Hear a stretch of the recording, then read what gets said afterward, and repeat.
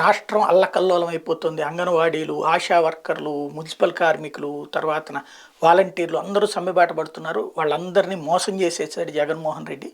కాబట్టి వాళ్ళందరికీ మేము మద్దతు ఇస్తున్నాం. ఇది లోకేష్ గారి మాట. ఇంతకీ మద్దతు ఇచ్చి రేపు ఏం చెప్తారు? మే ఇక్కడ మద్దతు ఇవ్వడం అనేటువంటిది ప్రతి ఒక్కడు చేయొచ్చు.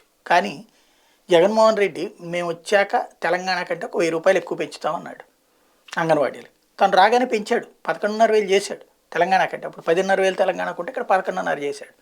అయితే ఇప్పుడు ఆ తర్వాత మొన్న ఈ మధ్యన ఎన్నికలకు ముందు తెలంగాణ ప్రభుత్వం ఇంకో 1000 రూపాయలు పెంచింది. కాబట్టి ఇక్కడ అడుగుతున్నారు. ఇప్పుడు మనం వస్తే ఏం చేస్తాం? ఇప్పుడు వాళ్ళు డిమాండ్ ఏం చేస్తున్నారు? 26,000 రూపాయలు ఇవ్వమని. మున్సిపల్ శానిటరీ కార్మికులు ఎంత అడుగుతున్నారు? అంతే అడుగుతున్నారు, 26,000 రూపాయలు ఇవ్వమని చెప్పేసి.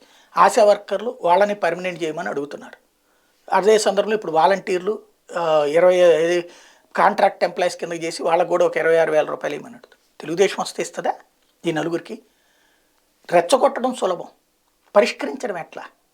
ఒక 40 ఏళ్ళకి పనిచేసేటువంటి వ్యక్తికి, అది కూడా నెలలో ఒక 5 రోజులు 10 రోజులు చేసేటువంటి వ్యక్తికి 26,000 రూపాయలు ఇచ్చేటువంటి ధైర్యం తెలుగుదేశానికి ఉందా? లేదు. కాంట్రాక్ట్గా ఇప్పుడు అంగన్వాడీలకి తెలుగుదేశం ప్రభుత్వం వస్తే 26,000 ఇస్తారా? కేంద్ర ప్రభుత్వం 4,500 ఇస్తుంది. అప్పుడు మిగతా 22,000 రూపాయలు రాష్ట్ర ప్రభుత్వం ఇస్తుందా? ఇప్పుడు మిగతా 8,000 రూపాయలు రాష్ట్ర ప్రభుత్వం భరిస్తుంది. ఇప్పుడు మిగతాది ఇస్తారా? ఇది సమాధానం చెప్పాల్సినటువంటి ప్రశ్న. రెచ్చగొట్టడం సులభం, చిచ్చు పెట్టడం సులభం, పరిష్కరించాలి అంటే మనం. కాకపోతే అతను ఇవ్వట్లేదు కాబట్టి మేము వస్తే అంతకంటే చేస్తాం అనేటువంటి దాని మీదనే ఇక్కడ కమ్యూనిస్టులను అడ్డుపెట్టుకుని ఆడుతున్నటువంటి కథ.